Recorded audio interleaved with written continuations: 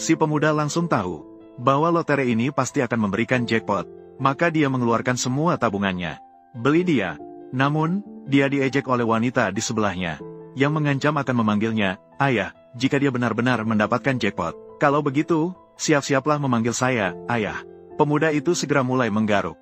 Hasilnya, dia langsung mendapatkan jackpot sebesar 3.000 yuan. Hal ini membuat beberapa orang di sebelahnya merasa tidak percaya. Sementara si pemuda meminta wanita itu memanggilnya ayah, ayah.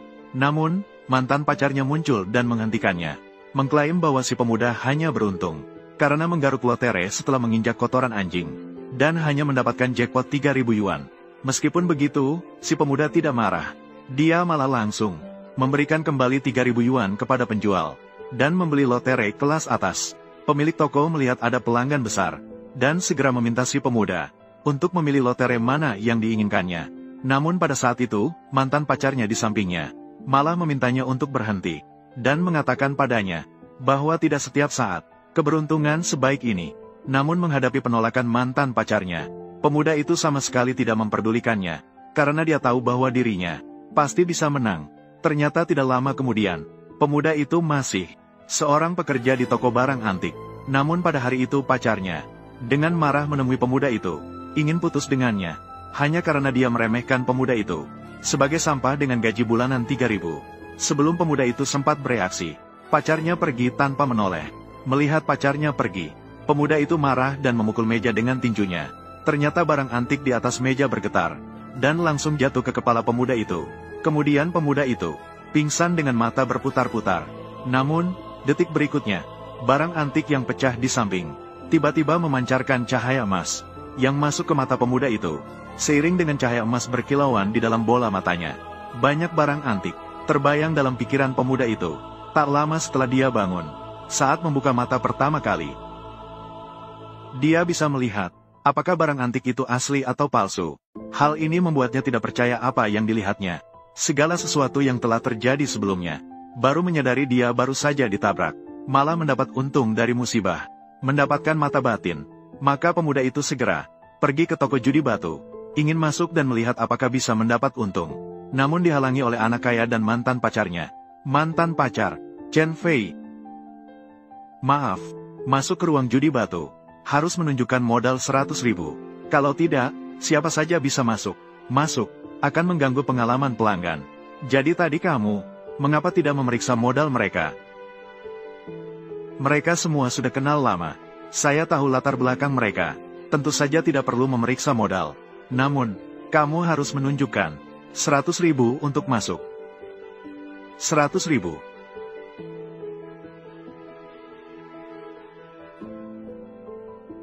Melihat sisa uang di dompet hanya 100 yuan, pemuda itu merasa sedikit canggung. Saat dia bingung harus bagaimana, tiba-tiba dia melihat tidak jauh dari situ ada orang yang berjualan tiket lotre gores. Maka dimulailah adegan pertama. Bos, gunakan uang 3.000 yang saya menangkan. Berikan saya 3 tiket lotre gores kelas atas. Baiklah, silakan lihat. Semua ini, semuanya adalah tiket lotre gores kelas atas. Pilih sendiri. Berhenti saja. Keberuntungan seperti kucing buta menemukan tikus mati. Tidak setiap waktu. Tidak ada orang lain yang memilikinya. Tapi saya punya.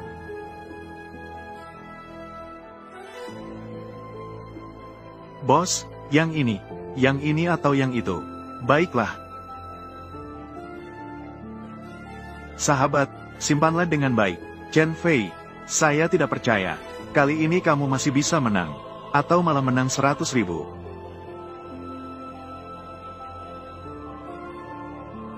Menang lagi. Keberuntungan sedang datang. 5.000. Apa yang menimpamu lagi? Tiket ini juga menang. 6.666. Kamu juga bisa menang dengan tiket ini. 8.800. Tiket ini 50.000. Bagaimana mungkin? Beginilah. Biar saya hitung dulu. Totalnya berapa?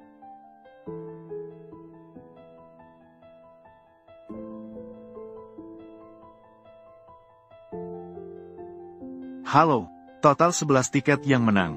Totalnya adalah 136.000. Ini adalah hadiah terbesar yang pernah saya dapatkan sejak saya membuka stand. Memenangkan hadiah terbesar, 3.006 untukmu. Sisanya, hadiah terbesar di dalamnya. Baiklah, bro. Aku memanggilmu cantik. Aku memberikan ini padamu. Saya memindai dan memberikan. Silakan, pindai untuk Anda.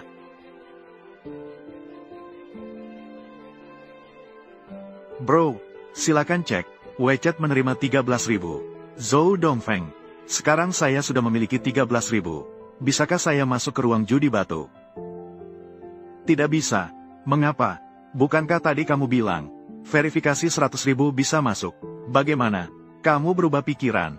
Kamu, seluruh kekayaanmu hanya 13. Masih bergantung pada keberuntungan. 13.000 yang didapat. Barang-barang di ruang judi batu. Semuanya sangat berharga. Batu, nilainya mencapai jutaan. Kamu miskin. Tidak ada yang memberi jaminan untukmu. Kalau saja ada yang pecah, dengan apa kamu akan mengganti? Kamu sedang bersikap curang. Kalau begitu menurutmu, aku juga tidak bisa berbuat apa-apa. Chen Fei, angin timur juga untuk kebaikanmu. Merusak barang di dalam hanya hal kecil. Kalau saja kamu menyakiti salah satu bos besar, hidup bisa hilang. Hari ini di ruang judi batu ini, aku masih ingin masuk. Kamu bisa pergi atau tetap diam. Keluarkan jaminan 1 juta. Atau cari seseorang yang punya identitas, memberikan jaminan untukmu. Kalau tidak, aku tidak akan membiarkanmu masuk. Saya di sini untuk menjamin Chen Fei.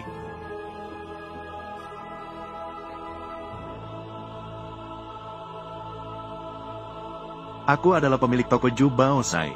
Chen Fei adalah asisten toko saya. Saya akan memberikan jaminan untuknya. Dia merusak barang. Saya memberikan kompensasi. Tapi apa? Jangan biarkan Chen Fei masuk. Saya takut pada Chen Fei. Dia bisa menipu kalian. Dia bahkan tidak bisa membedakan batu bulu angsa dan batu asli. Dia tidak bisa membedakan keduanya.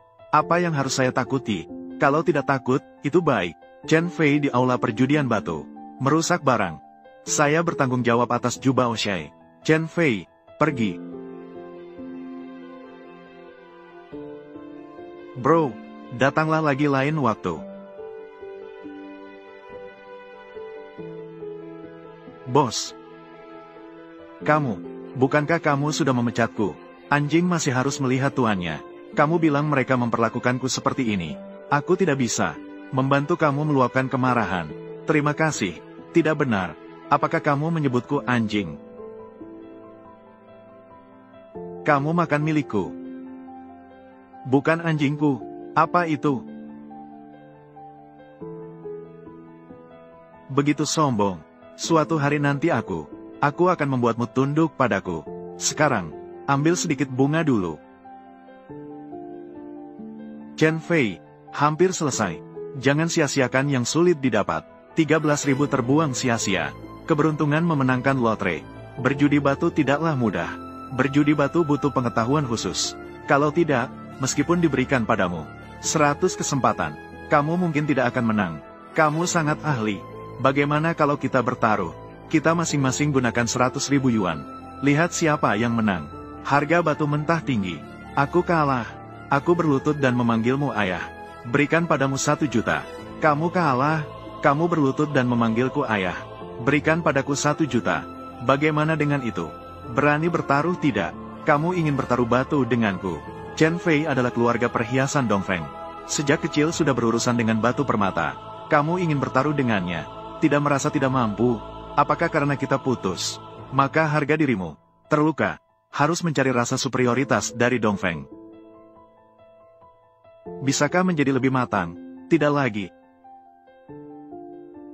Murni karena saya tidak suka padanya.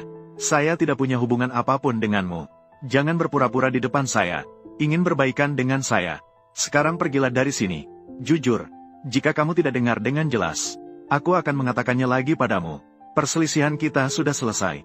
Tidak lagi. Pacar, kamu, Chen Fei. Sebenarnya saya tidak berniat bertaruh denganmu. Tapi kamu memperlakukan Ruomo seperti itu. Hari ini aku pasti akan membuatmu jujur. Kamu bilang, apakah kamu berani bertaruh? Baiklah, saya setuju denganmu. Jujur, siapa kalah harus langsung berlutut. Memanggil lawan sebagai ayah. Memberikan 1 juta lagi kepada lawan. Jujur. Kamu yang hidup bergantung pada orang lain. Berkata, dari mana datangnya 1 juta? Jujur. 1 juta ini. Jujur. Saya pergi keluar untuk Chen Fei. Jujur.